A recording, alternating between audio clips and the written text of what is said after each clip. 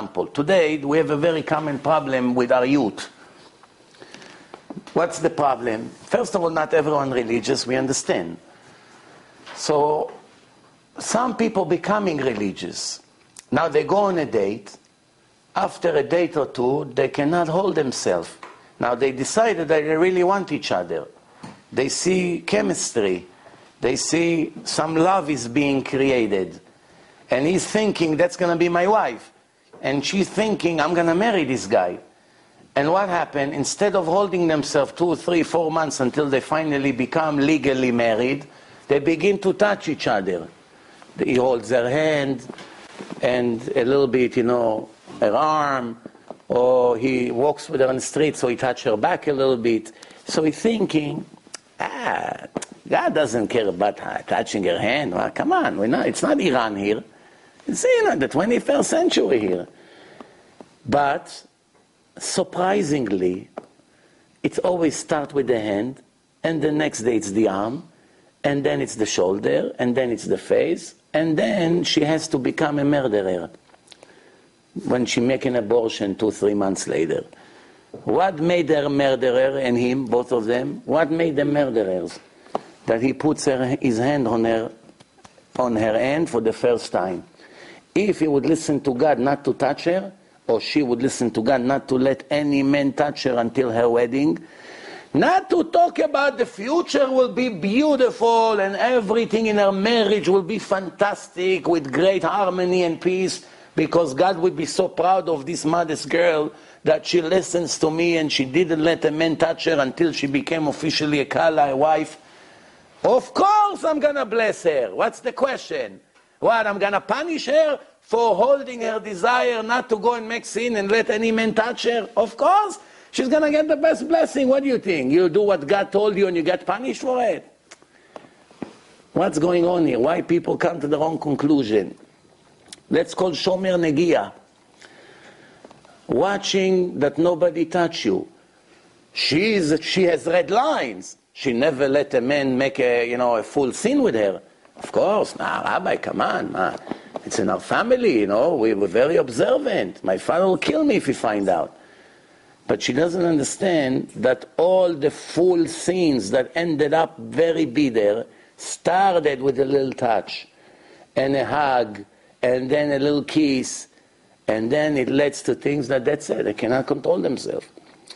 And even if it didn't end with a murder or an abortion or anything like this, or a horrible disease or who knows what, once they finally get married, even not to each other, each one separately. She went in the end marry another guy, and he went and marry another girl.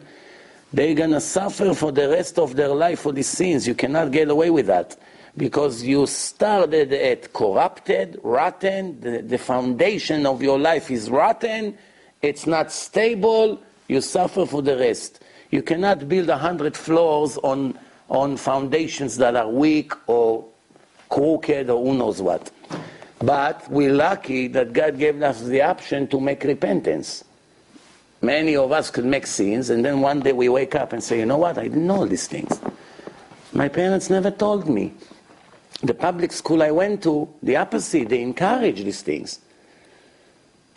They just tell you, don't do the right thing. Just make sure you don't get sick. They tell you all kinds of advices. You can make sins. They're not against it. Just make sure it's safe, the sins, that you won't end up dead in a few months. And the kids, that's the way they raise them. Nobody tells them the truth. Nobody tells them. Did you ever ask yourself how the Hasidim, they meet 1 hour, they get married, and they have the lowest divorce rate in the entire world? No other nation, no other city in the world has lower divorce rate than the Hasidim. And I say especially Hasidim, not other religious people. By other religious people that are modern, that they mingle and mix with the Goyish society, they pay the price. The Hasidim, they block themselves from the world.